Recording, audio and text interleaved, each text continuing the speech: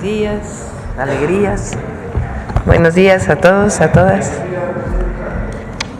Hoy, siéntense, porfa. Hoy vamos a hablar del Programa Nacional de Infraestructura Carretera. Nos va a platicar el maestro Jesús Esteva, secretario de Infraestructura, Comunicaciones y Transportes. Las carreteras que vamos a hacer en principio en este sexenio, digo en principio porque de tener más recursos pues vamos a intervenir en otros lados. Es una intervención de cerca de 4,000 kilómetros, muy importante, y nos va a platicar también de las licitaciones que ya iniciaron este año para qué vamos a intervenir. Ahí viene también lo de mejora de Oaxaca, de los caminos de Oaxaca. Son ampliación de carreteras y también mantenimiento mayor de muchísimas carreteras que hemos estado visitando, particularmente las zonas más vulnerables del país. Entonces es un programa muy interesante, importantísimo, y lo va a explicar Jesús. Y después cerramos con el detector de mentiras, con Miguel Elorza. Bueno, adelante, Jesús.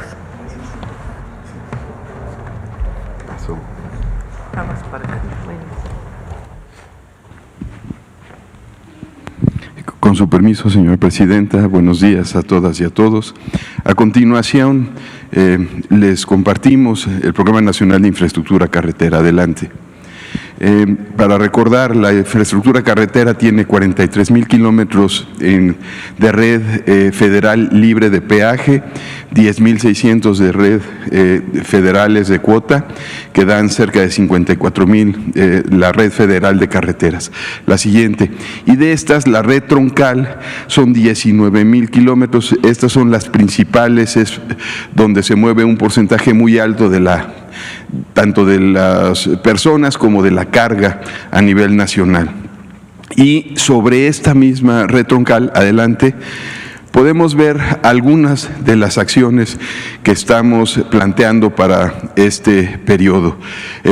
Son cerca de un poco más de 4,000 kilómetros de longitud y una inversión de 173,000 millones de pesos. Aquí traemos obras de continuidad por 126 kilómetros, que ahora veremos su avance y sus fechas de conclusión. Los ejes que hemos denominado prioritarios, con cerca de 3,000 kilómetros.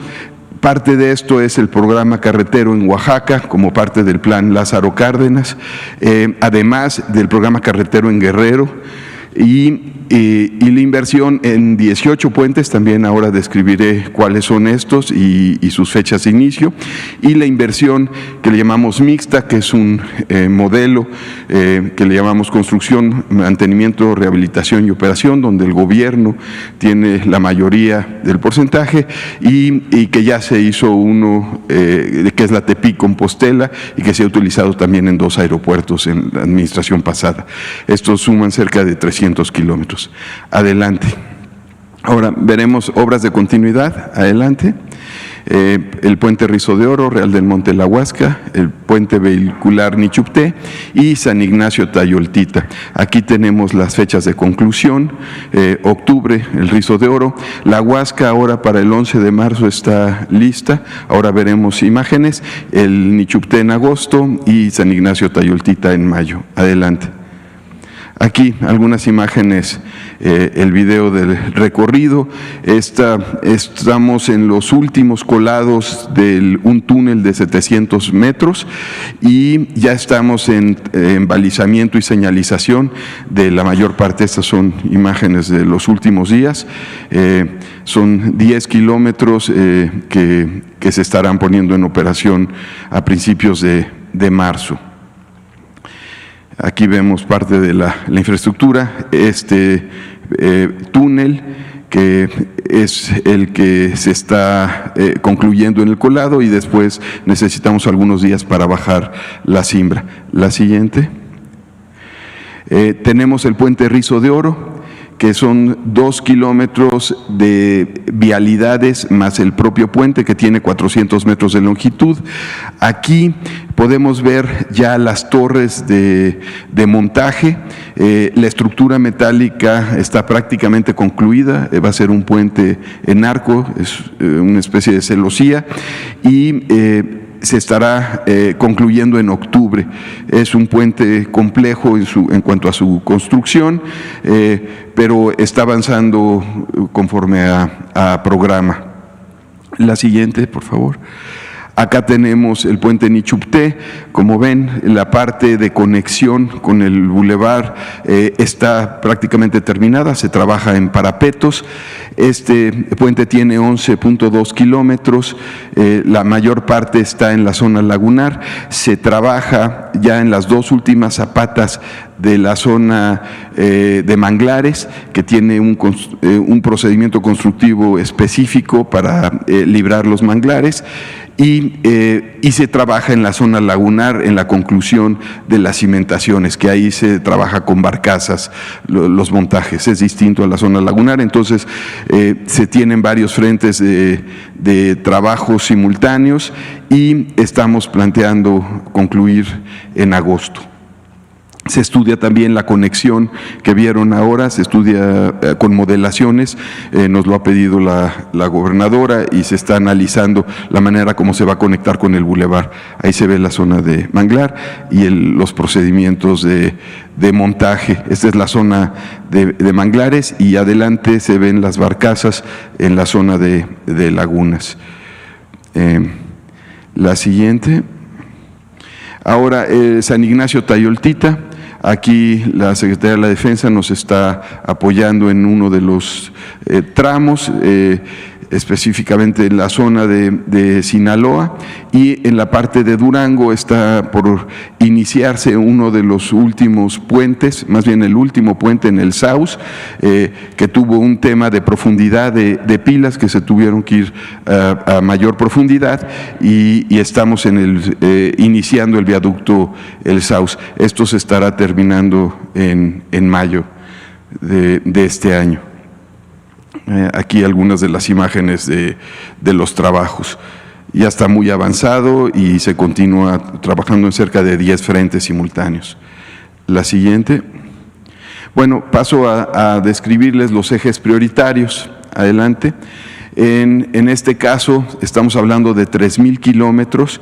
Como dijo la presidenta, es el inicio y estaremos incrementando esta meta dependiendo de los recursos.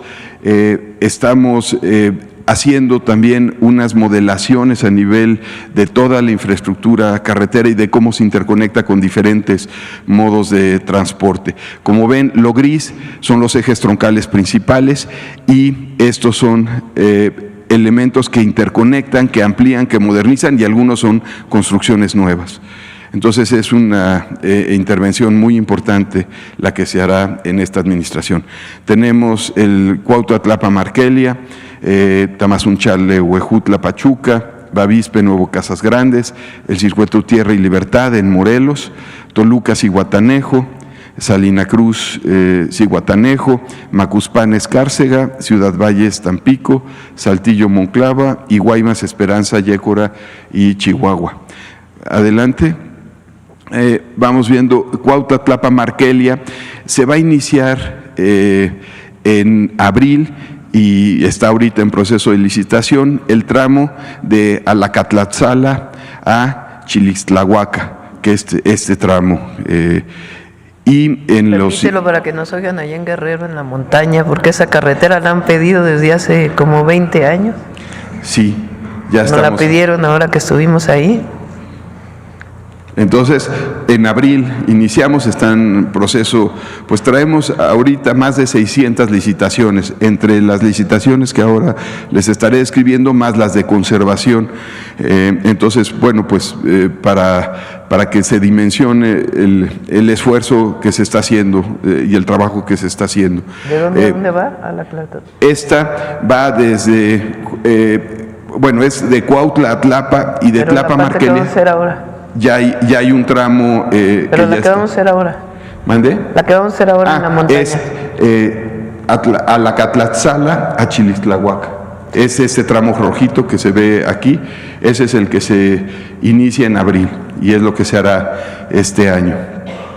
Y bueno, continuaremos y tienen tramos de modernización de 2 a 4 carriles y tiene tramos de pura conservación. Adelante. En Hidalgo y San Luis Potosí tenemos la Pachuca, Huejutla, Tamazunchale. Este año estamos haciendo el libramiento de Tamazunchale y estamos iniciando también en abril. La siguiente.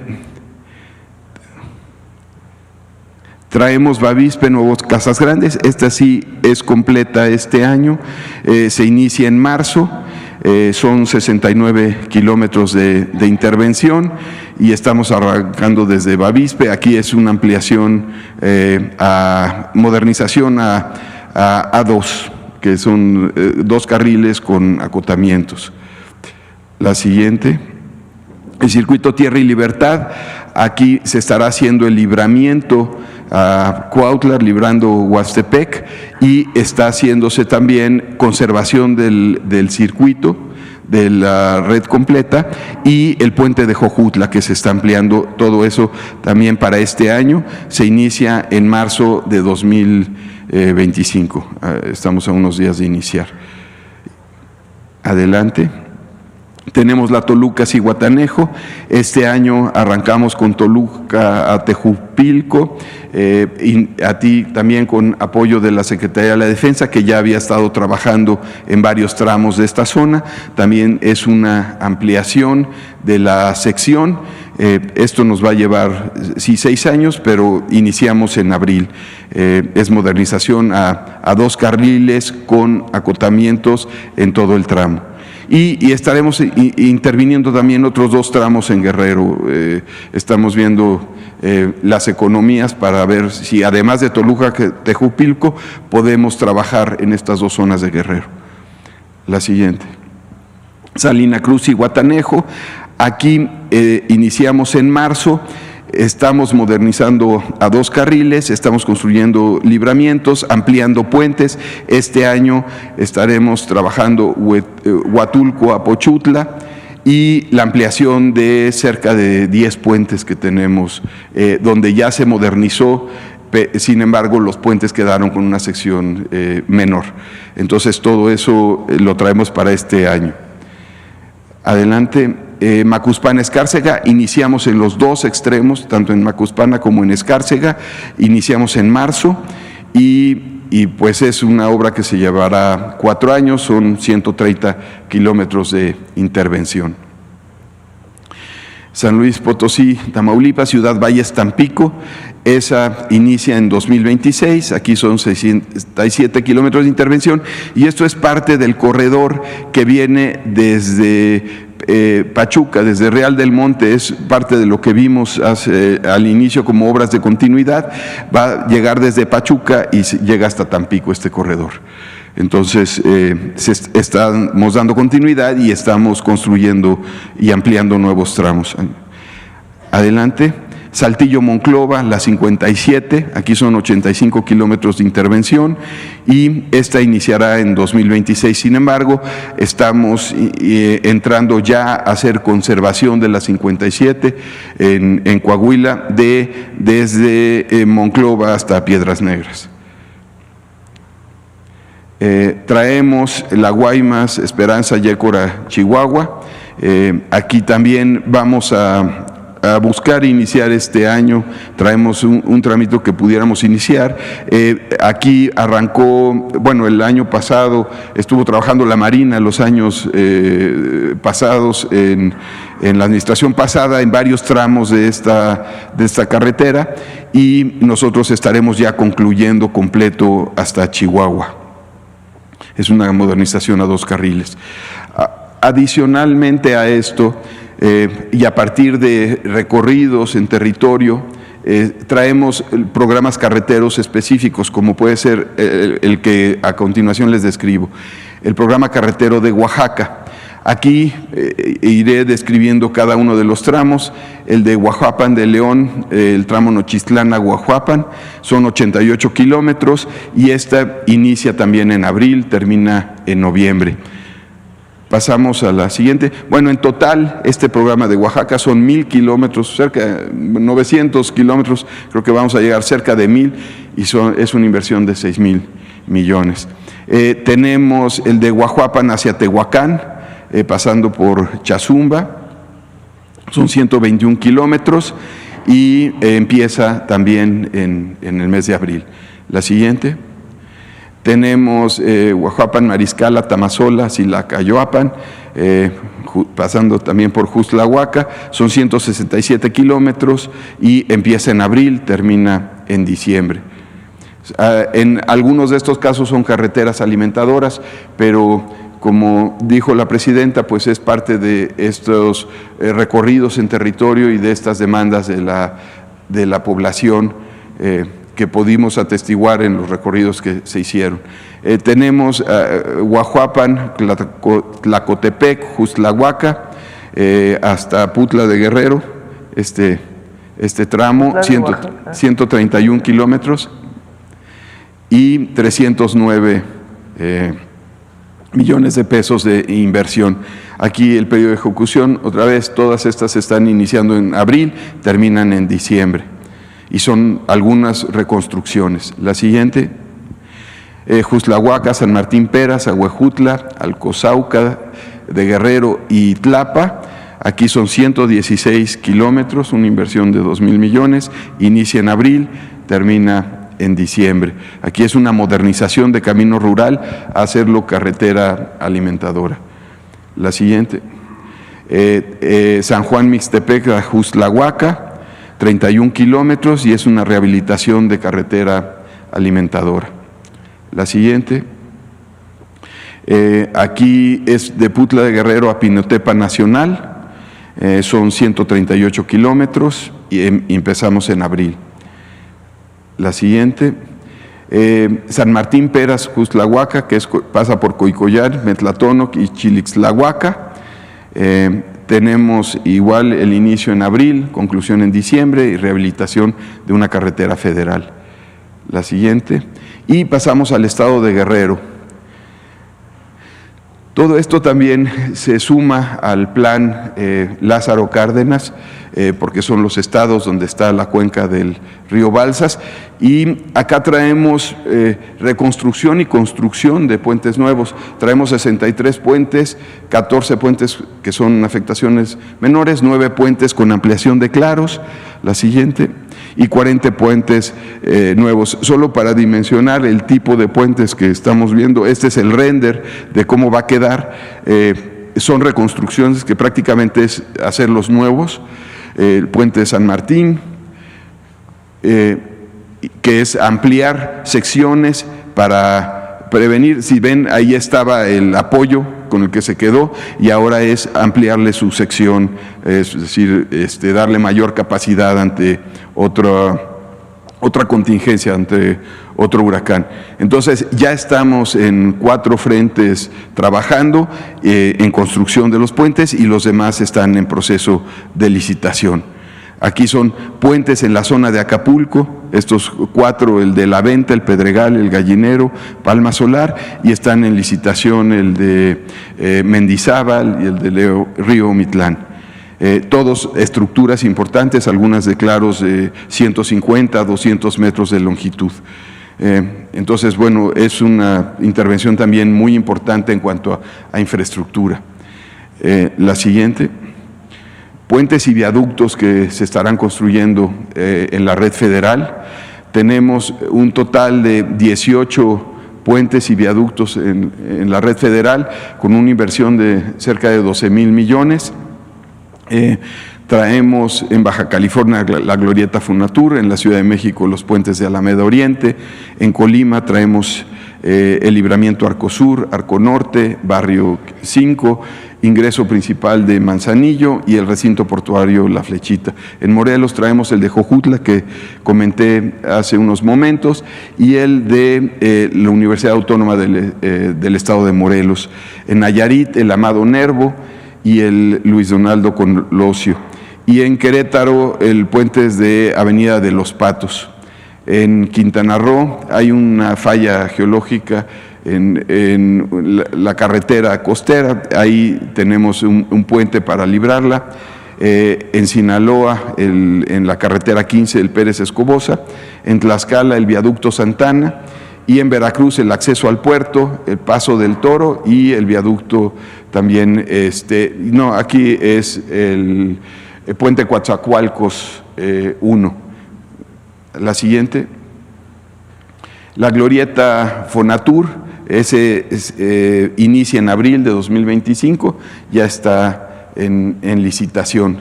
Tiene 2 kilómetros de longitud y 450 millones de pesos de inversión. La siguiente, en los puentes Alameda Oriente, que hay que desmontarlos y reconstruir. Estos ya se inicia el primero este año y nos llevarán entre 2 y 3 años la ejecución. Aquí el problema es que no podemos cerrar completo periférico, entonces necesitamos estar operando con el puente que está actualmente, demoler el que está cerrado, reconstruirlo y después ya intervenir el segundo puente. Aquí iniciamos en mayo de 2025. La siguiente, en Colima, un paso superior ferroviario, este es en la ciudad de Colima, este inicia abril de 2025 también. La siguiente, en Colima, otro que es también un paso superior vehicular en Libramiento Arco Norte, inicia en abril. La siguiente es el puente Barrio Quinto, este iniciaría el próximo año. La siguiente, superior ferroviario de ingreso a Manzanillo, también ese iniciaría próximo año. Recinto portuario La Flechita, también próximo año. Y el acceso vehicular a la Universidad Autónoma del Estado de Morelos es el próximo año. El Jojutla, ese sí inicia este año, como mencioné hace unos momentos. El puente Amado Nervo también inicia ahora en abril. Este tiene 2 kilómetros de longitud junto con sus vialidades, conecta en Nayarit con Jalisco y muy pronto estaremos ya en sitio. Ya se están haciendo algo de estudios de geotecnia. La siguiente, el paso superior de ferrocarril en Nayarit. La siguiente, y en Querétaro, Avenida de los Patos, que son 2 puentes que están muy cercanos, pero finalmente son 2 cruces con carreteras. La siguiente, el puente para librar la falla geológica en Playa del Carmen, que comunica Playa del Carmen. Ese también yo creo que con economías pudiéramos sacarlo este año. Se está estudiando diferentes procesos de reconstrucción y de estabilización de esta zona. La siguiente, el paso superior en Óscar Pérez Escobosa, en Sinaloa, ese inicia en abril de este año. En Veracruz tenemos el puente Coatzacoalcos 1, que les mencioné que no venía en la tabla resumen, pero aquí lo tenemos. Este se lleva 3 años de ejecución y este año estaremos haciendo proyecto. Ya vimos un nuevo trazo con respecto a una primera propuesta que se nos había planteado. La siguiente, el distribuidor vial de acceso al puerto de Veracruz, ese se inicia este año, ya se hicieron las modelaciones y estamos por definir las soluciones de algunos movimientos direccionales, pero iniciamos en abril, ya muy pronto sale la licitación. La siguiente, el distribuidor vial Paso del Toro, ese tiene 350 metros de longitud, es parte de las conexiones que tenemos dentro de la zona del puerto. La siguiente, el viaducto Santana en Tlaxcala, inicia en abril de este año. La siguiente, y bueno, las inversiones mixtas. Como les decía, este es un modelo que se utilizó en la administración pasada para la Tepic-Compostela y para los aeropuertos de Puerto Escondido y de Adelante, y el de Tepic, y se está buscando aplicar este mismo modelo en estas carreteras, que sería la Córdoba-Orizaba, tiene 45 kilómetros de longitud y se llevará 3 años de ejecución. La siguiente, en Veracruz, Cardel-La Tinaja con su ramal al puerto de Veracruz. Aquí son 86 kilómetros de longitud y este es importante porque, como podemos ver, tenemos un corredor muy importante que lleva desde el sureste hasta el norte y estamos buscando tener en la mayor parte de este tramo una sección de A4. Entonces traemos ahorita, por lo pronto, como definición, este tramo. Esto conecta con la Macuspana-Escárcega y con toda esta zona y viene desde Villahermosa y nos lleva a los diferentes puntos de cruce con la frontera. Aquí también traemos un puente que ahora veremos. Bueno, la siguiente. Tenemos el puente internacional Nuevo Laredo 4, que es lo que comentaba hace un momento, que es parte de esta conexión y de esta visión de movimiento. Esto le ayuda a la carretera 57, que es la que más tránsito tiene y mayor carga mueve. Aquí traemos 8 kilómetros de longitud y esta inversión. La siguiente. En caso de Michoacán está también este tramo de Nueva Italia Lázaro Cárdenas, que como ven interconecta con el tramo que traemos desde Salina Cruz. Entonces hay una visión de interconexión de lo que son los ejes troncales principales del país. Y bueno, obviamente toda la parte que ya tiene este eje troncal desde Michoacán. Desde Morelia. Desde Morelia. Y Baja California, el bypass de Tijuana, que hace unos días mencionaba la presidenta, que tienen problemas en ocasiones de deslizamientos en esta zona, entonces se vuelve una carretera muy importante ante alguna contingencia, que siempre tengan paso. Y está también en su proceso de estudios y proyectos, pero también sería un planteamiento de inversión mixta. La siguiente creo que es cuanto, y traemos también avances de Bachetón por si se quisiera informar. Adelante con la siguiente. En cuanto al programa de conservación de carreteras, la siguiente, traemos en lo que denominamos conservación rutinaria, que básicamente es bacheo y mapeo, pero que también es limpieza de maleza, que también es rehabilitación de señalamiento, que también es balizamientos. Traemos ya un 76% de avance, cerca de 44,000 kilómetros de la red federal libre de peaje. Aquí, bueno, pues iniciamos en noviembre y estaremos terminando en marzo. Y en cuanto a la conservación periódica, que ya es repavimentación, traemos de los 688 kilómetros un 35% de avance. Acá traemos 76 frentes de trabajo, 1,500 trabajadores, y inició en diciembre, el proceso de licitación fue un poco más largo y estará terminando en mayo. Además, Sedena ya ha tenido un avance importante en el sureste del país y atiende cerca de 890 kilómetros. Y además del sureste, también está atendiendo unos tramos en Veracruz. La siguiente. Traemos, bueno, algunas imágenes de... ¿Y ahora no traes música? ¿Mandé? Ahora no traes música. Hay un videíto con música, pero sí, ahora no traigo el de la música.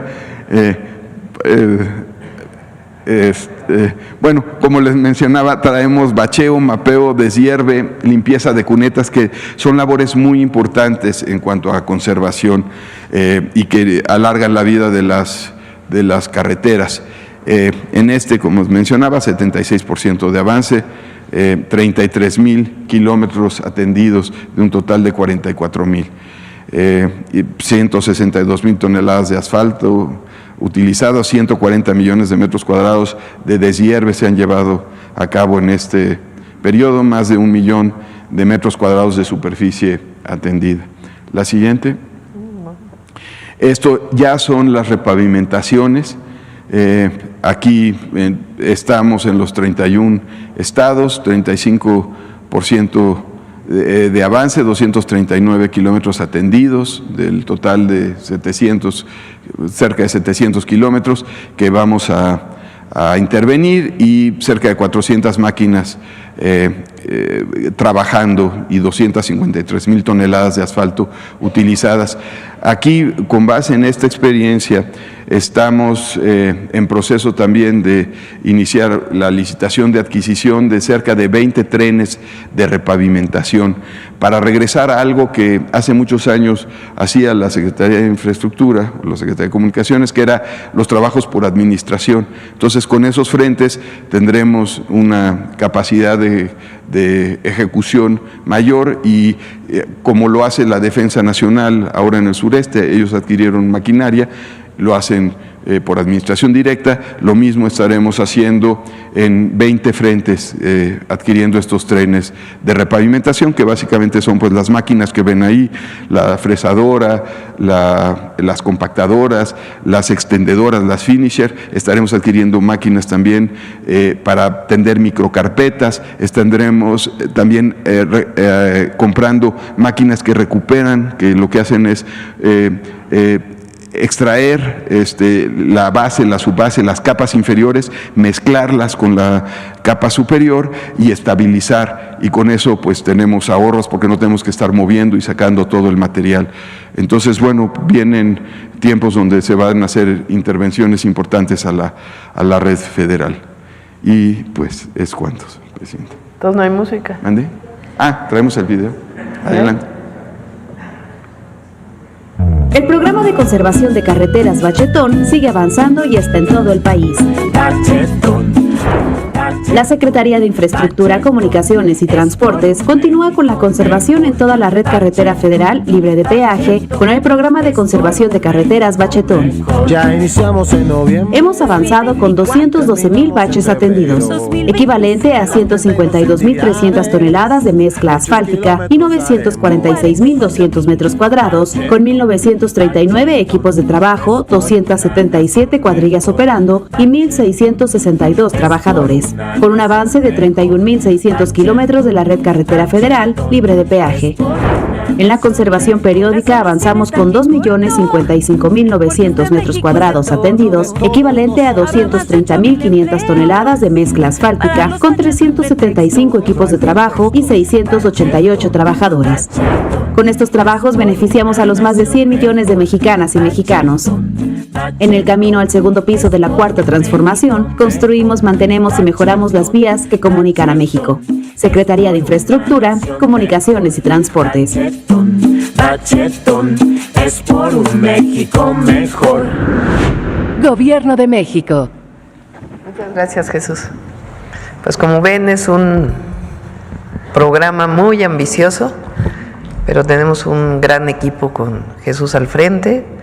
Recuerden que ellos también están coordinando la construcción de los ferrocarriles y también están coordinando algunas obras que no presentaste aquí, como por ejemplo el Insurgente, el tren Insurgente, que falta la parte que va de Santa Fe a Observatorio, también la están supervisando.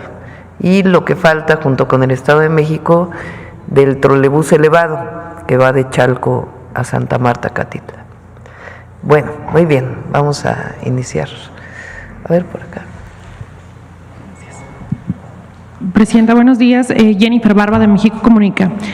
Presidenta, la semana pasada comentó que era una visita próxima a Baja California para trabajar en conjunto con el gobierno del estado para detener a los generadores de violencia que más han dañado pues a los habitantes. ¿Qué avances nos puede dar de eso? Sí, estamos coordinados. Todavía nos falta una reunión con Marina del Pilar y su equipo. Pero hay bastante coordinación. Aprovecho para comentarles que el día de hoy sale el Gabinete de Seguridad. Se van a reunir mañana en Washington con el secretario de Estado del Gobierno de los Estados Unidos. Tienen mañana una reunión, entonces están, pues, han estado trabajando estos últimos días para la comunicación que ha estado habiendo entre Estados Unidos y México para buscar cerrar el acuerdo de coordinación en el marco de nuestras soberanías. Entonces han estado en eso, pero no han dejado de trabajar en todo el país. Ayer hubo detenciones muy importantes y vamos a trabajar principalmente en Tijuana, que es pues hoy por hoy el municipio con mayor número de homicidios. El gabinete de seguridad completo, van para allá. Con la secretaria de Gobernación se queda. Van secretario de Seguridad, Relaciones Exteriores, obviamente, Marina y Sedena. Gracias, Presidenta. El día de ayer se aprobó la reforma contra el nepotismo. Ahí va el fiscal también, fiscal general de la República también va. Que usted la mandó en un inicio para el 2027 y la mandaron al 2030. ¿Qué piensa de eso? Bueno, lo que entiendo, yo la mandé el 2027 y mi posición sigue siendo pues que debería aprobarse para el 2027. Entiendo que en el acuerdo para poder tener la mayoría de los partidos que son parte de pues, la alianza del movimiento, acordaron que fuera hasta el 2030. Entonces allá es una decisión de los senadores y los diputados y pues lo que me importa a mí, o yo creo que no a la presidenta, lo que le importa a todas y a todos los mexicanos es que no haya nepotismo en estos procesos electorales. Entonces, pues esa es, digamos, la situación que prevaleció en el Senado y por eso finalmente entiendo que tomaron la decisión de llevarla al 2030. Sí, pues va a quedar en la Constitución, que es lo más importante, queda en la Constitución. No es al 2027, es al 2030, pero finalmente queda en la Constitución. Bueno, tiene que pasar por todos los gobiernos estatales, Cámara de Diputados y gobiernos estatales, pero queda en la Constitución que a partir del 2030 ya no hay reelección y no puede haber familiares que hereden los cargos. Y aquel que lo haga en el 2027, pues se va a ver muy mal, ¿verdad? Pues es el acuerdo que tomaron entre los partidos, digamos que los partidos que acordaron aprobar la reforma plantearon que fuera el 2030, pues son los acuerdos que se toman en las cámaras. Desde mi punto de vista, no, ya no, porque tiene que aprobarse Cámara de Senadores, Cámara de Diputados y la mayoría de los congresos locales. Creo que lo importante es que quede en la Constitución y bueno, para el 27 pues esperemos que al menos el partido político del que yo provengo, pues no ponga ningún familiar, ¿verdad?, de uno y otro cargo. Pues sí, creo que además eso está en los estatutos de Morena, ¿no?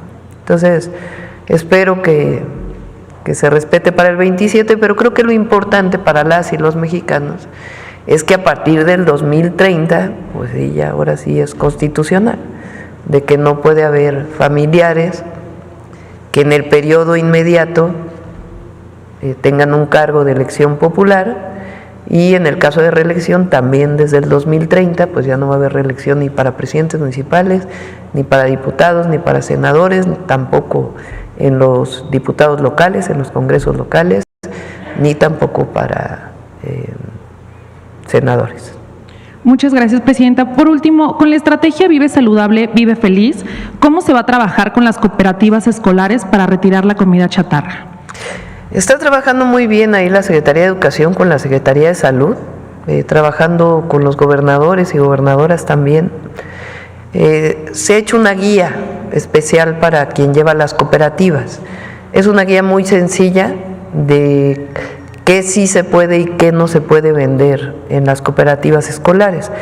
Y no solamente de qué no se puede vender, sino en lo que sí se puede vender, se dan muchísimas sugerencias de qué es saludable, qué es nutritivo. Entonces hay muchas sugerencias y eso va a ayudar mucho. Y la verdad es que hay mucha conciencia en los padres y madres de familia ahora y eso va a ayudar mucho.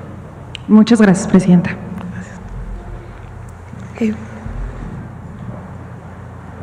Buen día, Presidenta. Carlos Domínguez, de Nación 14. Y permítame continuar insistiendo un poco con la aprobación de la reforma contra el nepotismo, doctora. Pues pareciera que todo está bien, pero el cambio que se aprobó a la reforma, a la esencia que usted la mandó, se dio, según el presidente de la mesa directiva del Senado, Gerardo Fernández Noroña, cito sus palabras, más palabras menos, fue porque el gobernador de San Luis Potosí, Ricardo Gallardo, decía que su esposa participe en el proceso por la sucesión al gobierno en el 2027. Presidenta, cambiaron su propuesta de reforma para que un gobernador deje a su esposa en el cargo, Presidenta, pospusieron erradicar el nepotismo hasta el 2030 para consumar un acto más de nepotismo, más como diciendo la última y nos vamos. Sobre esto, Presidenta, ¿le parece bien la forma en la que discutieron ayer los senadores y aprobaron esta propuesta que usted les envió? ¿Está conforme con el proceso? ¿Le enviará alguna otra para recomponerla? ¿Y qué opinión le merece la forma de actuar de los senadores de Morena? A ver, lo que ocurre para los senadores de cualquier partido político, de los diputados, nosotros tenemos hay una alianza del movimiento al que pertenezco, de 3 partidos políticos. Entonces lo que buscan pues es que se apruebe una reforma. Si no la aprueban, pues entonces buscan un esquema en donde pueda quedar aprobada. Entonces no es un asunto de, pues si hay partidos que deciden que no la van a aprobar, a menos que diga 2030, pues la otra es que no se hubiera aprobado. Entonces finalmente los senadores de Morena dicen, bueno, pues vámonos al 2030 para que quede en la Constitución.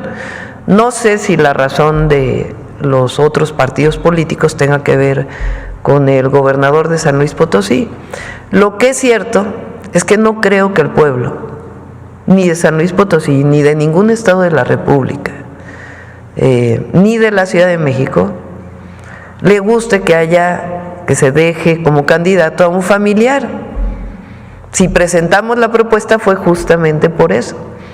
Entonces, si alguien pretende dejar a un familiar o que sea un familiar quien va a ser el candidato o candidata, lo va a ver muy mal la gente. Ni siquiera el movimiento al que pertenecemos o la presidenta de la República. No creo que sea una buena idea, ¿no? Entonces, más allá de decir es que no se aprobó exactamente igual, bueno, es lo que se pudo aprobar, la política también es eso. Y a partir del 2030 quede establecido. Ahora, ¿qué espera la presidenta o qué esperamos todas y todos los mexicanos? Pues es que en el 2027 no haya familiares que se presenten como candidatos. Y si se llegan a presentar familiares, pues no creo que les vaya muy bien, ¿verdad? Con el pueblo. Presidenta, ¿considera correcto que Morena haya cedido las presiones de erradicar el nepotismo? Es que no es un asunto de ceder las presiones. Pero es que aplazaron la reforma, Presidenta, para consumar un último acto de nepotismo. A ver, pero a explicarlo bien, ¿no? Porque si no se ponen las palabras de tal manera que parece que estamos. En el acuerdo al que tienen que llegar en un Congreso, se toman decisiones. Decía el presidente López Obrador que la política es optar entre inconvenientes. A veces no es lo que deseas, sino lo que se puede hacer. Entonces, en el marco del acuerdo político que se requiere para que se aprobara la reforma, lo que se cambió es que no fuera en el 27, sino que fuera en el 2030. Lo cierto es que espero que la aprueben los congresos estatales y la Cámara de Diputados va a quedar en la Constitución a partir del 2030. Entonces no es que hayan cedido o no, sino que acuerdo se logra, porque recuerden que la mayoría, o sea, para cambiar la Constitución es la mayoría calificada. Entonces finalmente toman la decisión de que se fuera al 2030. Yo ya ni participé en eso, yo dije, a ver, yo envío la iniciativa, desde mi punto de vista debe ser desde el 2027, pero los senadores pues toman un acuerdo a partir pues de las condiciones que tienen en ese momento. Y repito, ¿quién va a sancionar si se pone a un familiar? Pues el pueblo. No se va a ver muy bien el partido que vaya a postular a un familiar, ¿verdad? ¿Está conforme entonces con esta? Pues es lo que se logró en el Senado y me parece bien porque finalmente queda en la Constitución. Bajo las condiciones de un partido, Presidente. Pues tú le puedes dar la interpretación que tú desees. Yo le doy la interpretación que acabo de explicar, que es esta de que en el marco de las alianzas que se tienen, y eso ocurre en todos los países del mundo, queda ya en la Constitución, si lo aprueba la Cámara de Diputados y los congresos estatales, que no va a haber nepotismo ni reelección a partir del 2030. Que hubiéramos querido que fuera el 27, pues sí, pero en el marco de las alianzas no se pudo. ¿Qué pienso yo?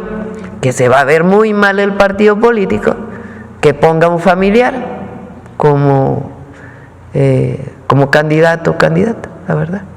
Gracias, presidenta. Y cambiando de tema, ayer se dio a conocer a través de un medio de comunicación que un grupo de empresarios hispanos encabezados por una tapatía muy cercana o vinculada con el Partido Republicano impulsa una coalición denominada Bienvenidos Empresarios, la cual busca afiliar a hombres de negocios de Monterrey, Nuevo León, a quienes le ofrecen acceso directo al presidente de Estados Unidos, Donald Trump, a cambio de un donativo de $250,000. Y esto se suma también al anuncio que hizo el mandatario norteamericano sobre la denominada visa dorada, que es un nuevo tipo de permiso de residencia legal con la que se podrá obtener a cambio de $5 millones, con los beneficios de acceder a la ciudadanía norteamericana con el tiempo. Doctora, ¿alguna opinión al respecto de estos anuncios? Bueno, en el caso de quien paga para ir a ver a un político, pues no creo que sea muy recomendable. Y ni siquiera pues de la persona que está pagando. Pero bueno, es la decisión del gobierno de los Estados Unidos. Gracias, doctora. Y hoy el diario Reforma publica una nota en la que supuestos empresarios dueños de la concesión de Ahuacán acusan que han sido presionados por el gobierno de Quintana Roo para quitarles la concesión, cuando en realidad pues han defraudado al pueblo de Quintana Roo con el servicio de agua potable. Pues se sabe que el agua no está en las mejores condiciones, está sucia, contaminada, además de que sus altos cobros por el servicio y que privan muchas veces del servicio a quienes no pueden pagarla a veces, además de sus, pues el pueblo votó, presidenta, hace algunos meses para que se les quite la concesión. Hay órdenes de aprehensión, incluso en contra de dueños, los ballesteros, y no debemos olvidar que la empresa dueña de Ahuacán, de nombre GBM, dio $1,000 millones al gobierno del hoy preso exgobernador priista Roberto Borge para ampliar 30 años la misma. Por último, se sabe que un exconsejero jurídico de la presidencia es uno de sus principales asesores de estos empresarios. Preguntarle, presidenta, ¿cuál es la opinión sobre este fraude al pueblo de Quintana Roo, que ha dañado tanto a la población y que limita a veces, como le repito, el acceso a un derecho humano tan básico como es el derecho al agua? Ustedes saben que nosotros no estamos de acuerdo en la privatización del agua, eso es lo primero. No consideramos que no es la opción para acceder al derecho humano al agua. Durante un periodo se puso en algunos estados de la República de moda privatizar los servicios municipales, en la idea de que pues como el privado hace mejor las cosas que el público, que es toda esta concepción neoliberal, iba a ser mejor el servicio. En realidad eso no ocurrió prácticamente en ningún lado. Y particularmente en el caso de Cancún, pues es un abuso lo que han estado haciendo esta empresa. Un abuso. Ni cumplen con el derecho humano al agua, pero sí cobran las tarifas como quieren, ¿no? Así es. Entonces no estamos de acuerdo con el pueblo de Quintana Roo y con la gobernadora de que entreguen la concesión, que en realidad no se puede hacer negocio con el agua. El agua es un derecho humano. La gente paga por el servicio de agua potable, por llevar el agua de un lugar a otro, porque tiene sus costos.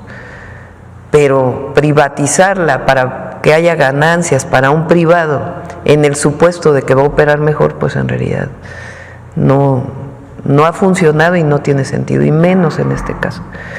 Entonces, pues que siga todo el litigio, y lo mejor para la empresa pues sería entregar la concesión. Gracias, presidenta. Vemos aquí, Carlos. Buenos días, Presidenta. Buenos días a todos y todos. Justo con el tema de la discusión de la ley contra el nepotismo, ¿no es un desafío a la voluntad popular que usted recogió durante la campaña, Presidenta? Repito, es lo que... No voy a decir otra cosa distinta a la que ya dije. La política es optar entre inconvenientes. Esa es una frase del presidente López Obrador. Entonces, en el marco de que quede en la Constitución que no haya nepotismo y que no haya reelección, pues lo que se logra es que sea a partir del 2030. Y es el acuerdo político al que se pudo llegar. Si alguien quiere postular en el 2027 a un familiar, pues no creo que le vaya muy bien, porque no creo que el pueblo vaya a aprobar esa condición. Y pues mi recomendación es que particularmente es una recomendación, además ya está en los estatutos del partido al que pertenezco, pues es que no se haga por parte de Morena, en el caso de sus candidatos, y que busque que en las alianzas con los tres partidos, pues que no ocurra esto. Usted dice que... Para el 27, pero es lo que se pudo lograr en el Congreso, y qué bueno que se logró. A ver, ¿por qué no lo vemos en el lado positivo? A partir del 2030 no hay nepotismo, no hay reelección. Usted dice que confía, y también los estatutos de Morena, de que no se presente un familiar como candidato. ¿Confiaría también en los otros partidos, como en el caso, por ejemplo, de San Luis Potosí, que es el Verde, y que aunque ya dijo la esposa del gobernador, senadora, que no aspira a relevarlo en el cargo, confía que el Verde también vaya por esta línea? Pues lo tienen que decidir ellos. Repito, ¿quién los va? Cuando se postula un candidato, ¿candidata qué busca? Pues el voto popular. Entonces, si se postula un primo, hermano, esposa, hijo, cuñado, pues no creo que le vaya muy bien en el Estado, en la presidencia municipal, o en la diputación, o en la senaduría. Bueno, ya senaduría no se puede porque es hasta el 2030. En otro tema, Presidenta, ya está por vencerse el plazo de los aranceles. ¿Tiene contemplado que haya una llamada antes o después con el presidente Trump? Pues si es necesario, sí, vamos a buscarla. También hay reunión del secretario de Hacienda con el secretario del Tesoro, es decir, está la coordinación, la comunicación. El secretario Ebrard también está en comunicación con el secretario de Comercio. Entonces esta semana pues se intensificaron las reuniones, y pues nosotros siempre vamos a buscar llegar a un acuerdo en el marco del respeto a nuestra soberanía y a nuestra Constitución. Y también preguntarle en ese contexto, la defensa legal de Ismael Mayo Zambada pide que sea repatriación y no extradición en este caso. ¿Qué opina al respecto, Presidenta? Lo tienen que decidir el fiscal, y el fiscal ayer fue muy claro. Fue muy, muy claro. Entonces, es la Fiscalía quien lo decide. Y también preguntarle... Y tiene que quedar muy claro, porque nosotros combatimos al crimen organizado, a la delincuencia organizada, en el marco de la ley, y fortalecemos las capacidades de investigación e inteligencia, que es una de nuestros ejes, para poder... en el marco del Código Penal, del sistema penal acusatorio, de lo que existe en nuestro país, pues detener a un delincuente de la delincuencia organizada, o a cualquiera que haya cometido un ilícito. La discusión aquí no es si alguien está defendiendo a una persona o no, porque no es el caso. Lo que estamos planteando es que todo tiene que ser en el marco de la ley. Nosotros buscamos siempre en el marco de la Constitución y de las leyes, y buscamos siempre cumplir con todo ello. Entonces, eso es lo que estamos planteando. Nosotros tampoco queremos que llegue fentanilo a Estados Unidos, ni que llegue a México, ni que llegue a ningún lugar de manera ilegal. Nosotros buscamos que disminuyan los homicidios y todos los delitos de alto impacto en nuestro país, y en eso trabajamos todos los días. El tema es cuál es el marco constitucional en el que nos movemos. Gracias. Y ya por último, lleva ya casi 5 meses en el cargo, y normalmente se da un desgaste natural, pero incluso hay una encuesta del Heraldo que saca que le dan un 78% de aprobación. Parece contrario a que no se dé ese son dos desgaste puntitos. natural. A ver, bueno. ¿Qué opina al respecto que en otros casos se da un desgaste natural, pero acá le están dando un porcentaje amplio en la encuesta del Heraldo sobre su gestión, presidenta?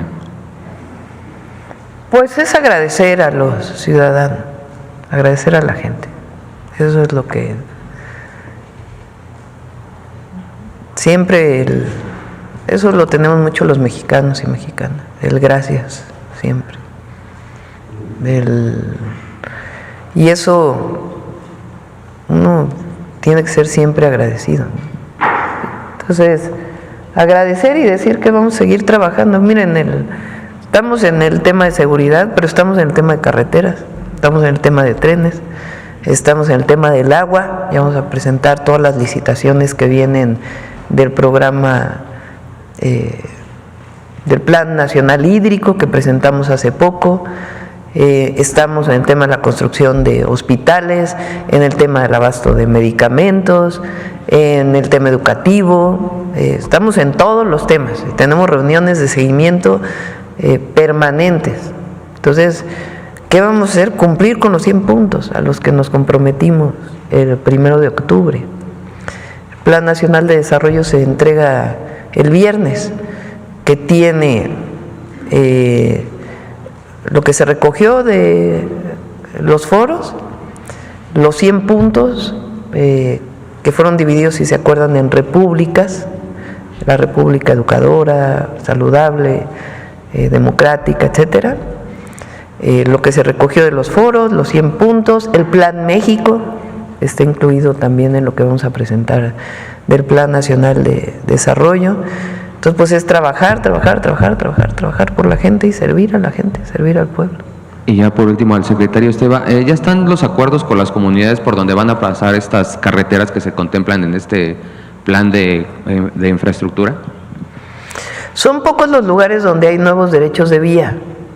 La mayoría son derechos federales, porque muchos son modernizar y ampliar carreteras. Ahí donde hay nuevos derechos de vía se tiene que cumplir con todo. Tiene que ver si es zona o comunidad o pueblo indígena, pues tiene que haber la consulta, y si no, de todas maneras se tiene que consultar con la gente para que no tenga ningún problema. ¿Y cómo garantizar que las empresas cumplan con tiempo y forma para no trazar este plan? Pues es muy bueno, Jesús. Y lo citamos además con la presidenta también a las empresas para que cumplan. Gracias, buen día a todas y todos. Sí.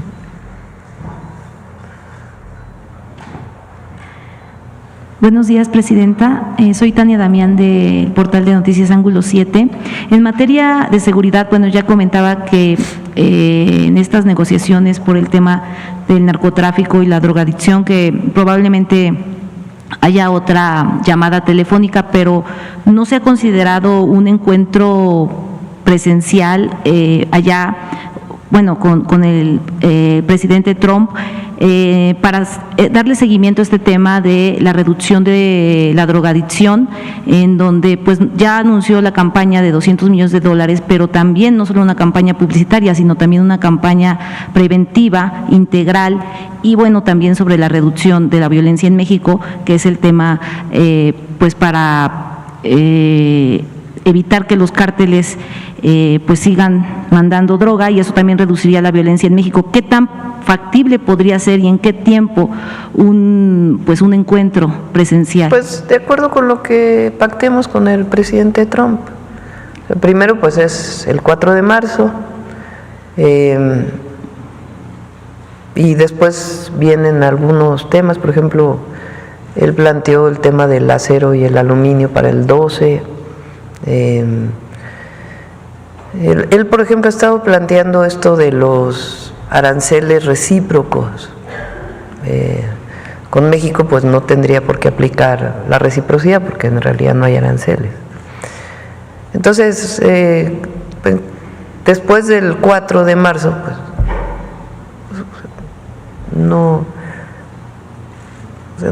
no cierro la puerta, al contrario, de que pudiera haber una reunión. Sí. Pero pues tiene que haber un acuerdo, ¿no?, entre los dos gobiernos. Se habla de que se tiene que fortalecer los regionalismos económicos en este caso para evitar pues la logística, el transporte, pero bueno, pues sería esperar al 4 de marzo como sí, recuerden también que viene la revisión del tratado. Entonces eso lo acordó el Poder Legislativo de Estados Unidos y nuestro Poder Legislativo. Entonces eso es una ley, el tratado, y ahí está pactado que hay una revisión para 2026, y lo que muy probablemente ocurra pues es que se adelante toda esa revisión. Entonces ahí viene también pues mucho trabajo entre ambos países y Canadá. Presidenta, ahorita que el compañero Carlos hablaba del tema de la privatización del agua, en Puebla también hay pues una empresa privada, aunque ya el gobernador Armenta y el alcalde están tratando de pues hacer reuniones para evitar las quejas. Hubo un cambio de director de esta empresa Agua de Puebla, se privatizó en el sexenio de Rafael Moreno Valle. Están tratando de pues evitar que haya más quejas, porque sí había muchas quejas. Todavía no se inicia el litigio, pero ¿qué llamado haría pues para, no sé si en una primera instancia sí cumpla la empresa con sus obligaciones de ofrecer agua, o cuál sería su postura al respecto de esta empresa Agua de Puebla en la capital poblana? Todo tiene que ser en el marco de la ley, evidentemente, pero yo no estoy de acuerdo en la privatización del agua, no estoy de acuerdo. No me parece que sea la mejor manera de resolver el acceso al derecho humano al agua. Gracias. ¿Y irá a Puebla en este 163 aniversario de la batalla del 5 de mayo? Es probable que sí, sí.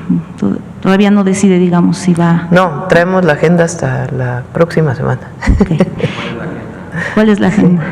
Vamos a Guanajuato este fin de semana. El viernes vamos a hacer algo único, histórico, nuevo. Se cumplen 500 años del asesinato de Cuauhtémoc, del Tlatuani, del último Tlatuani. Y vamos a hacer un evento en el Zócalo de la ciudad. Entonces, en la mañana del viernes 28 de febrero vamos a hacer eso. Después voy a recibir a los padres y madres de Ayotzinapa, y ya terminando estas reuniones nos iríamos, si no el viernes, sí, probablemente el viernes en la tarde a Guanajuato, y vamos a estar ahí sábado y domingo. Vamos a inaugurar una planta de ciclo combinado en Salamanca, muy importante, y algunas otras actividades en Guanajuato. Y, Presidenta, solo sobre el tema que ayer la Secretaria de Gobernación dio a conocer sobre el desarme por la paz, dijo que ya van más de 620 armas. ¿En qué estados son donde se han entregado más armas? Puebla, ¿en qué, digamos, en qué lugar estaría? No sé si tenga como esos datos. Si gustan que nos dé la lista, Rosa Isela, y además hay algo muy bueno. Todo esto tiene que ser supervisado por la Secretaría de la Defensa Nacional, que es quien tiene la atribución tanto para autorizar un armamento como para su destrucción. Ellos son los únicos que pueden destruirlo. Entonces, el programa depende mucho de los equipos que tienen para la destrucción de armamento. Pero hay estados que han asumido también el programa. Por ejemplo, hoy estuvo en la reunión del Gabinete de Seguridad el equipo de seguridad del estado de Morelos, que por cierto están haciendo un buen trabajo, y ellos también la gobernadora Margarita ya también asumió el programa, entonces lo está llevando a distintos lugares y depende, repito, de los equipos que tenga Sedena para destrucción. Entonces, este es parte de lo que está haciendo el gobierno federal, y le preguntamos a Rosa Isela para que nos dé los números. Donde más se ha recibido fue en la Basílica de Guadalupe. Y solo quisiera saber de esta carretera intermixteca, que ya inició su manifestación de impacto ambiental, que va a cruzar varios municipios de la Mixteca, válgase la redundancia, en Puebla. ¿Cuándo se estaría programando su inicio de esta carretera intermixtecana? Una parte la va a hacer el Estado, la va a hacer el gobernador Armenta, y otra parte la vamos a hacer nosotros. Este año, por eso decía que lo que presentamos ahora tiene también algunos otros temas que no están incluidos aquí. Este año entramos a la Mixteca oaxaqueña, como se mostró, y después apoyaríamos a Puebla en la Mixteca poblana. Gracias. A ver, aquí en la esquina. Buenos días, Presidenta. Sobre el tema, en un reporte de este año de la Secretaría de Infraestructura, Comunicaciones y Transportes, se informó que los estados con las peores carreteras son Oaxaca, Guerrero y el Estado de México, el centro-sur, básicamente, debido a que en promedio más del 50% de su infraestructura carretera se encuentra en malas condiciones. ¿Va a haber alguna, ahora aprovechando que está presentando toda esta información, va a haber atención especial a estos estados, alguna coordinación con los gobernadores de estos estados, algunos programas? ¿Podría informarnos? ¿Por qué no explicas bien lo de los 20 trenes que se van a adquirir? No sé si traigas alguna foto de los equipos, del tipo de equipos que vamos a adquirir. Es una muy buena idea que tuvo Jesús. ¿Qué se hace normalmente para repavimentar o bachear una carretera? Se contrata. Se hace una licitación y se contrata a una empresa privada, un contratista, una constructora, que bachee. Entonces ahora se va a seguir haciendo eso para los trabajos mayores, pero para muchos trabajos menores, lo que decidió Jesús fue comprar 20 equipos para que la propia SICT pueda hacer los trabajos con los trabajadores de la SICT y adquiriendo solamente la mezcla, que también hay varias ideas. Jesús, entre sus múltiples virtudes, es experto en pavimentos. Entonces eso va a permitir que podamos hacerlo más rápido, que no sea el tiempo de que pues la licitación y que llegue el recurso, y que sino sencillamente adquieres la mezcla y ya los equipos están listos para pavimentar. Eso nos va a dar una capacidad de bacheo y repavimentación muy grande. El bachetón continúa, pero con los trabajos de administración. No sé, platícales más, Jesús.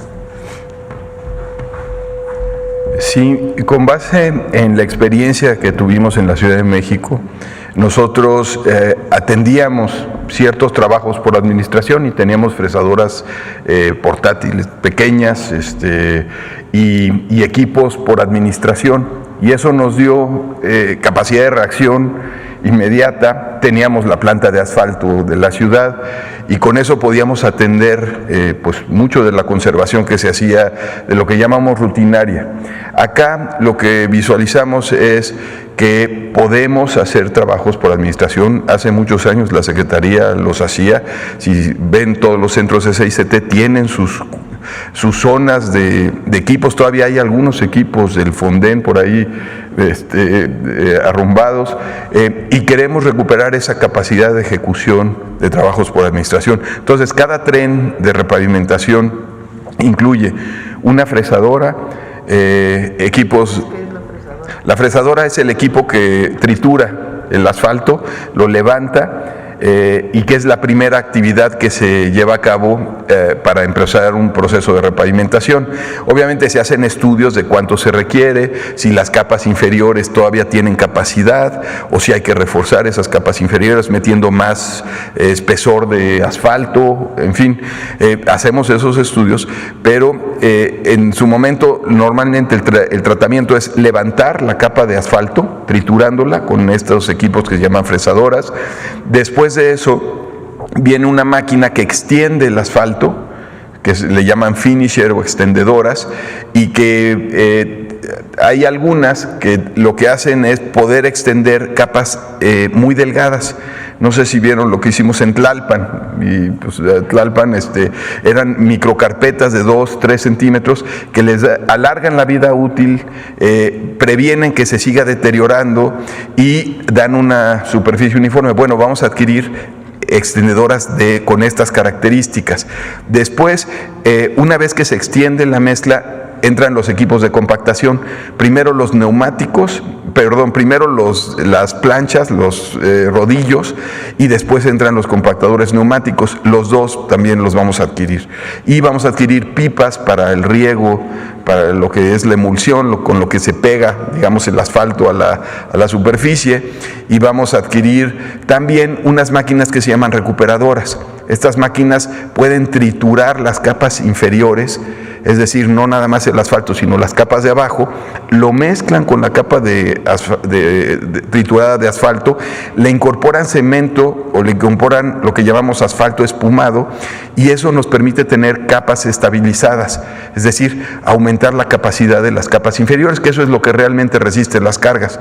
Y con esto ahorramos el tener que estar llevándonos el material y regresándolo, en fin, con esto calculamos pues que vamos a disminuir los costos más de 30%. Y con esto vamos a ampliar metas y también vamos a tener capacidad de ejecución. Eso no significa que no tengamos que también seguir licitando algunos tramos, porque no nos damos,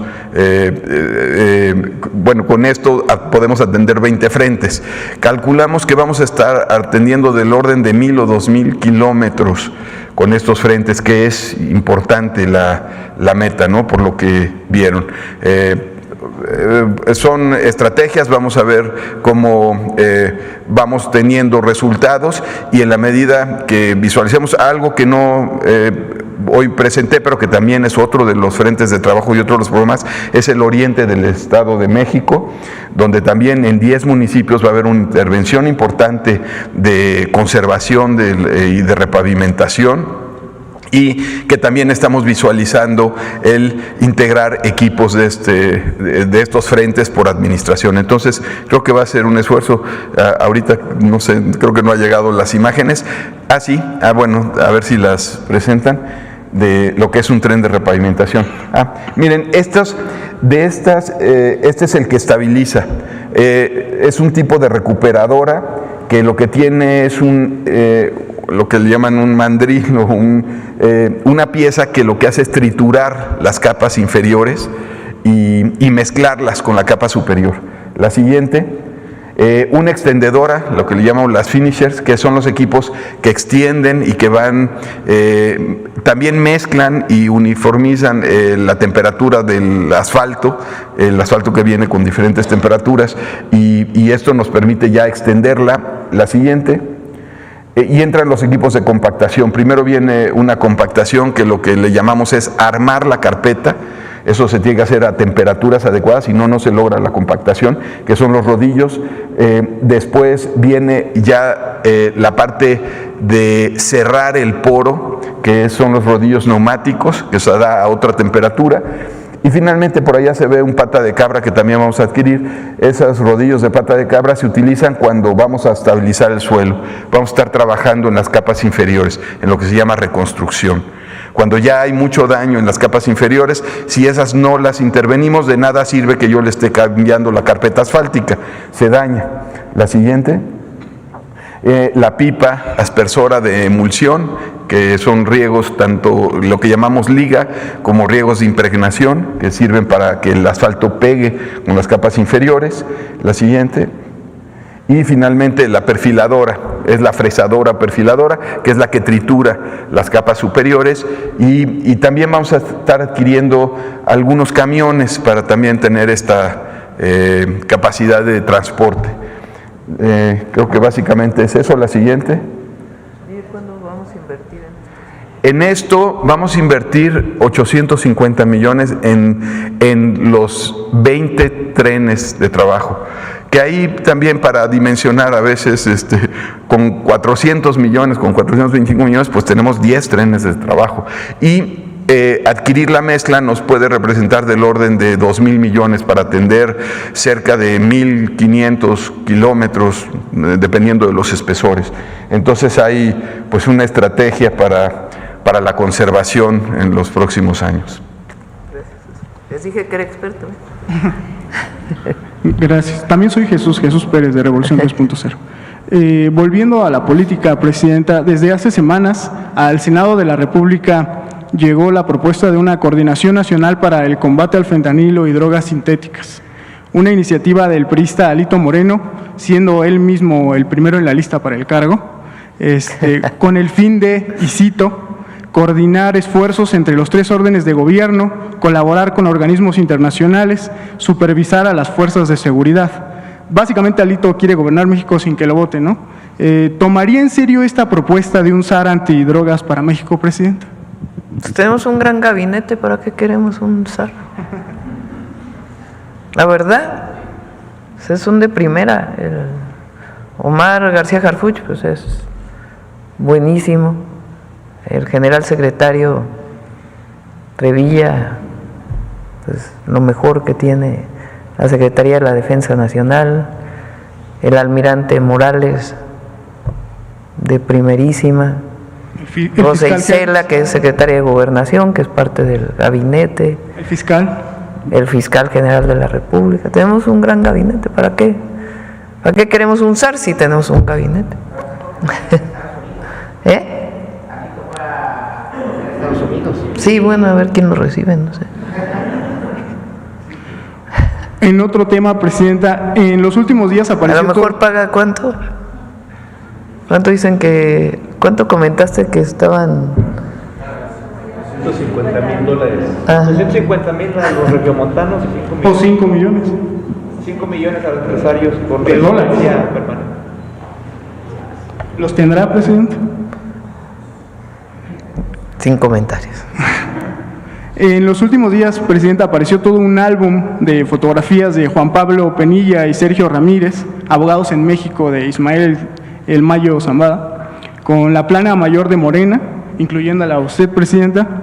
Entre otras voces, el dirigente nacional del PAN, Jorge Romero, concluyó a partir de estas imágenes que debería aplicarse cadena perpetua a funcionarios coludidos con el narco. Nunca en su alocución menciona a García Luna. Y también asegura que la 4T reza para que el Mayo no hable en Estados Unidos de sus vínculos, en particular de una supuesta relación entre el cártel de Sinaloa y el expresidente Andrés Manuel López Obrador. ¿Qué responde a estos ataques de la oposición, Presidenta? Pues lo que dije, nosotros no establecemos. En mi caso, por ejemplo, me he tomado, no sé, decenas de miles de fotografías. Y la verdad es que uno no pregunta quién eres, quién no eres. Pues vas caminando, vas a una reunión, alguien se acerca, se toma una foto, te tomas la fotografía. Pero eso no quiere decir que haya una relación con el personaje, con la persona esta, o las personas estas. Y repito, nosotros somos muy claros en eso, no establecemos ninguna relación de contubernio con nadie. Con nadie. Y si estas personas tienen algo con la ley, pues tienen algo con la ley. Nosotros no protegemos a nadie, absolutamente a nadie. Lo que queremos es que las cosas se hagan en el marco de la ley y fortalecemos las instituciones para que podamos trabajar, y estamos diario en eso. Pero no establecemos relaciones ni de complicidad ni contubernio con absolutamente nadie. Entonces, en efecto, pues ellos tienen mucha cola que les pisa. Gracias, presidente.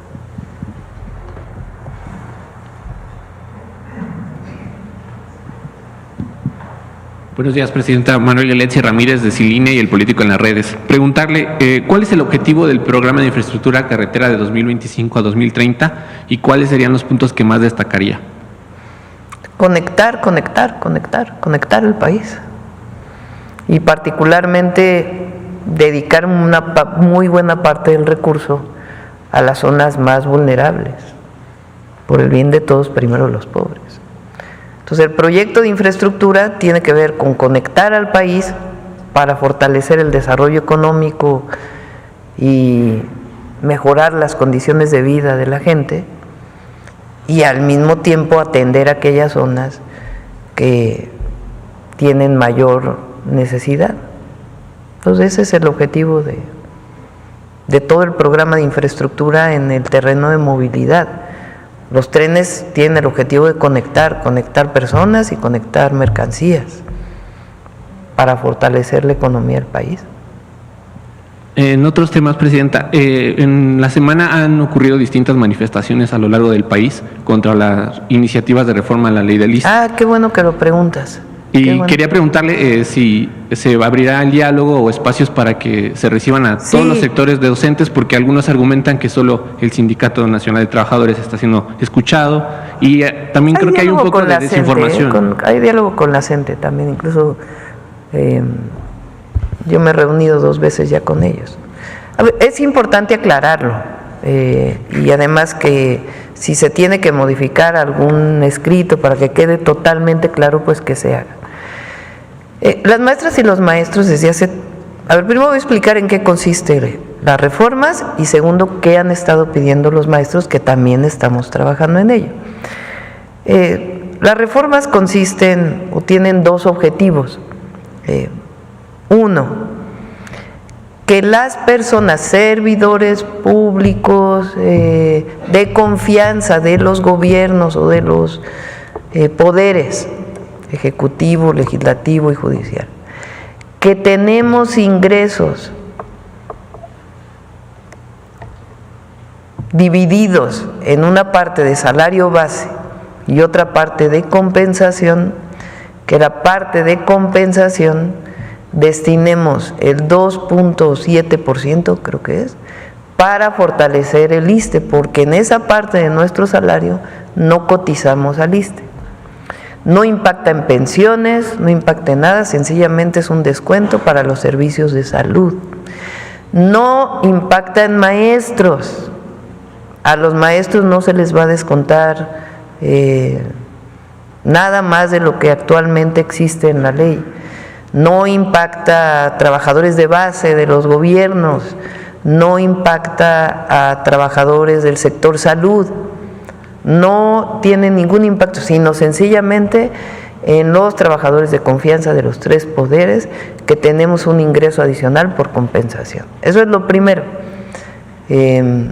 ¿Por qué lo hacemos así? Pues porque es injusto que si tienes una parte de tu salario que cotiza y otra parte que es tu compensación, pues que de esa parte te descuenten el 2% para apoyar al ISSSTE, que es a donde vamos a recibir atención médica los trabajadores del Estado. Esa es una, y repito, no impacta a maestros, no impacta a trabajadores de la salud, no. La otra es que en el caso del FOBISSTE se disminuyan deudas. Puede haber quitas de intereses y de otras cosas que se cobran para que la gente que tiene una deuda con el FOBISSTE pues disminuya su deuda y pague ya su casa y pueda recibir su apoyo.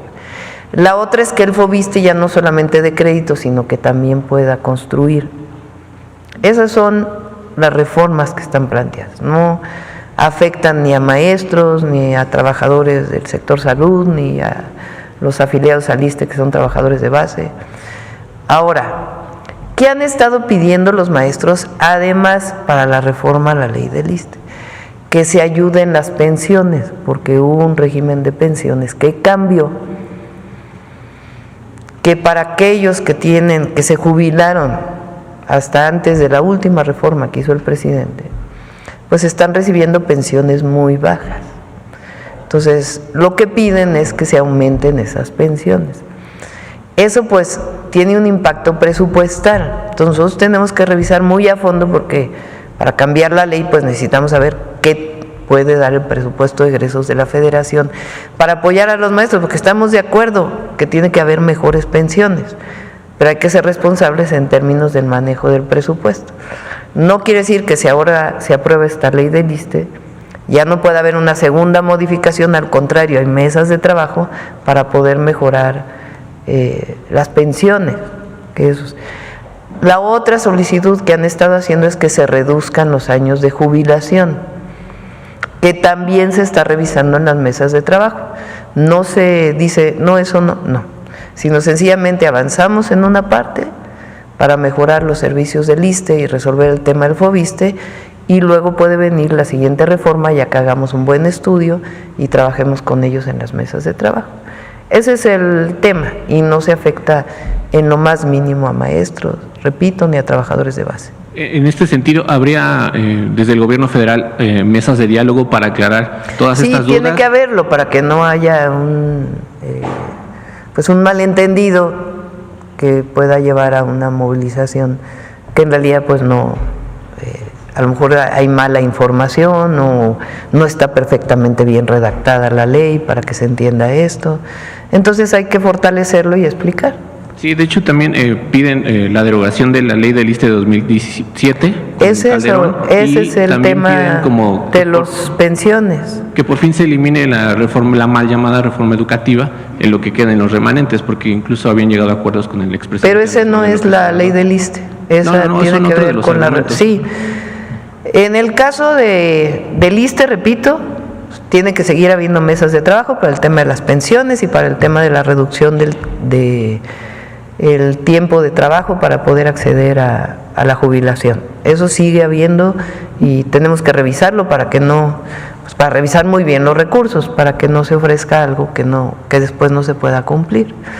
Entonces esas mesas de trabajo siguen. En el caso de la reforma educativa, cosas que quedaron pendientes son, y que yo me comprometí en los 100 puntos, la desaparición del UCICAM y un esquema distinto, diferente de evaluación de los propios profesores, en donde participen los propios profesores. Entonces, en esas mesas de trabajo también se está con el CENTE y con la CENTE. De hecho, se van a abrir algunas mesas de trabajo con el Congreso para iniciar ese proceso de discusión de manera abierta, ya no solamente con las dirigencias sindicales, sino que también pues participen las maestras y los maestros que quieran participar. Ok, Presidenta. En otro tema, a un mes de que Donald Trump tomó posesión, ¿cuál sería el balance que usted realiza, dado que antes de que entrara, incluso en campaña se decía que probablemente iba a haber una crisis bilateral, e incluso hay datos que arrojan totalmente lo contrario? Por ejemplo, durante 2024, México registró una inversión extranjera directa por 33.832 millones de dólares, el mayor monto desde 1999. Sí, sale ahí, creo que en El Economista, o no sé, a ver, Esto en suma con que el presidente Trump deportó a 37.660 personas, un número menor incluso comparado con el último mes del expresidente Joe Biden. ¿Cuál sería el balance que usted daría a este mes? Pues yo resaltaría, porque a nosotros lo que nos importa pues es México y la relación bilateral que tenemos con Estados Unidos y obviamente el tratado comercial Canadá, México, Estados Unidos y los mexicanos que viven allá, su protección y su defensa. Entonces, lo que destaco es que ha habido diálogo, que sigue habiendo diálogo. Entonces, eso es muy importante. Más allá de otras evaluaciones, yo no entraría a ese tema. Yo digo que hay que rescatar las 3 llamadas que he tenido con el presidente Trump. Hemos salido con acuerdos y eso es bueno, y esperamos pues que en esta ocasión no sea diferente, que podamos salir con acuerdo y que hay diálogo permanente. Y estas inversiones que aumentaron inclusive, pues siguen las inversiones, ¿no? Fíjense, es algo muy bueno y habla bien de México.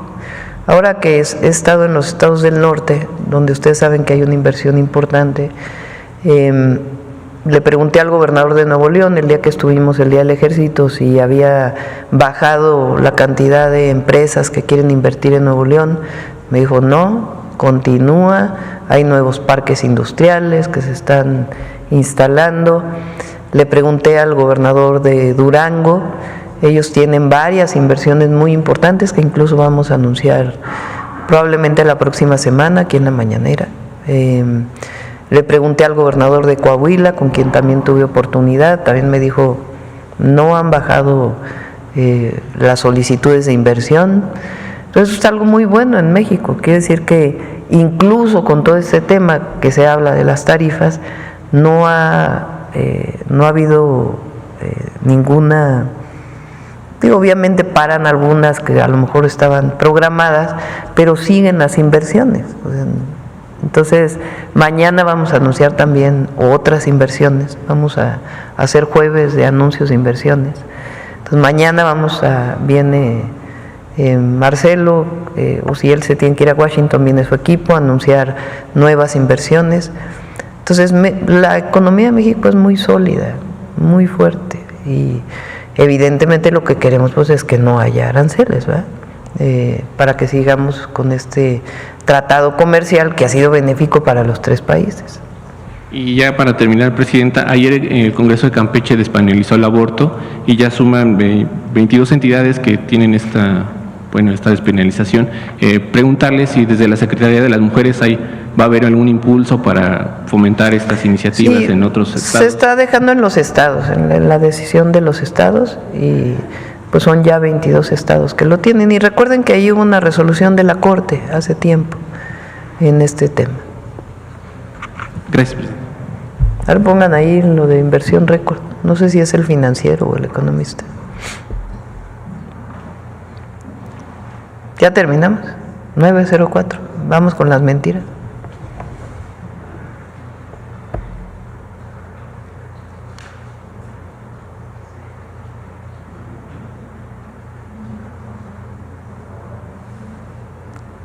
Ay, miren, no había visto lo de acciones de Tesla.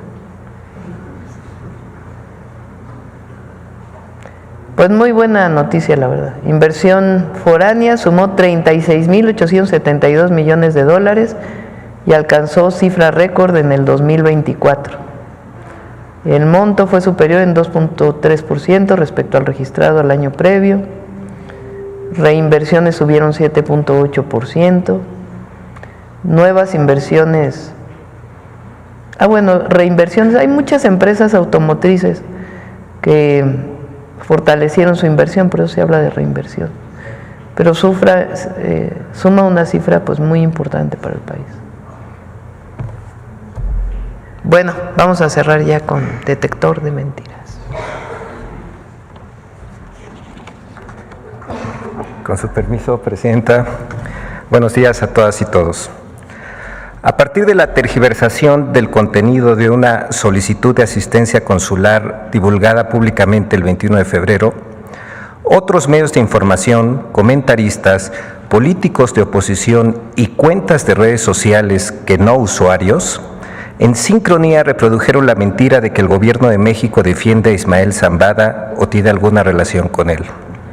La mentira, así sea repetida de manera coordinada por medios de información y potenciada en redes sociales con el uso de bots y troles, no se convierte en verdad.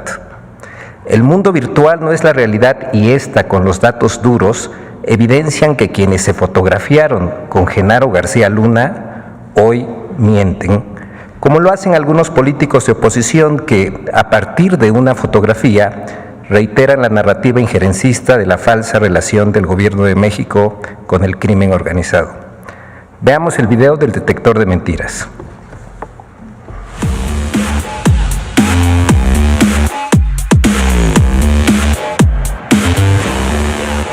Mentiras sobre una falsa colusión entre el Gobierno de México y el crimen organizado para repatriar y liberar a Ismael El Mayo Zambada, nuevos impuestos a plataformas de streaming y ataques a la elección judicial fueron algunas de las noticias falsas que el detector de mentiras localizó esta semana. 1. La presidenta Claudia Sheinbaum defenderá a Ismael Zambada.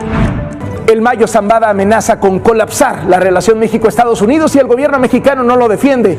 Y la presidenta contesta que lo va a defender. ¡Mentira!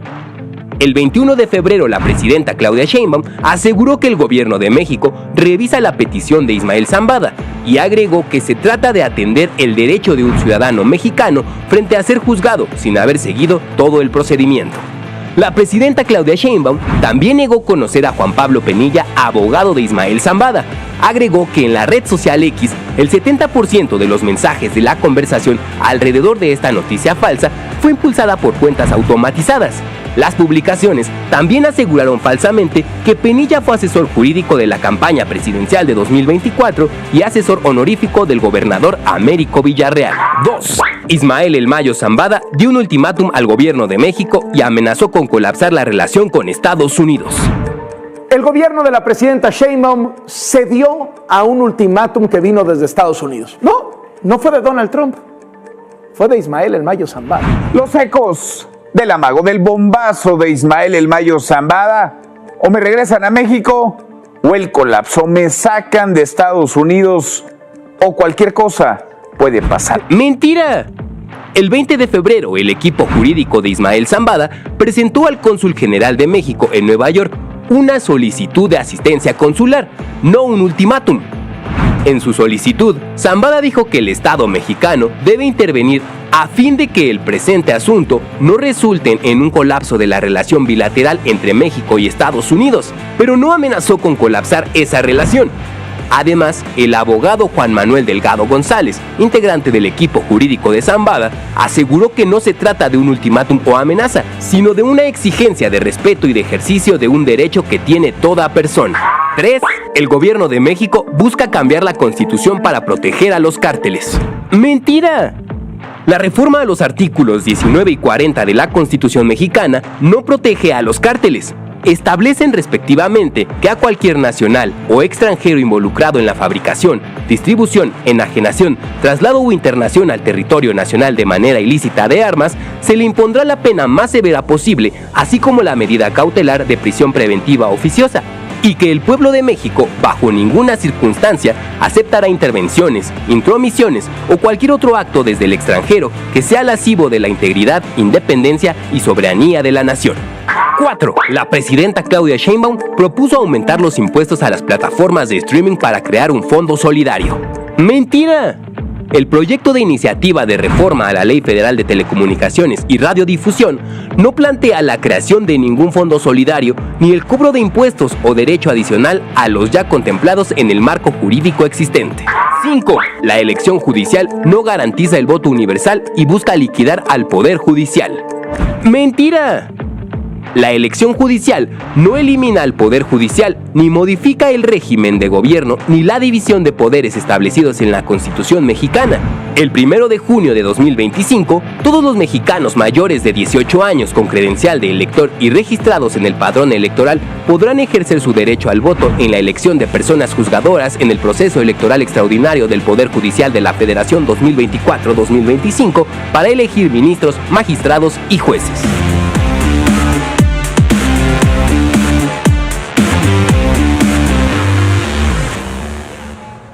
Y adelantar que para la próxima semana vamos a incluir los videos de inteligencia artificial que han estado circulando en redes sociales donde falsamente aparece la presidenta invitando a hacer inversiones.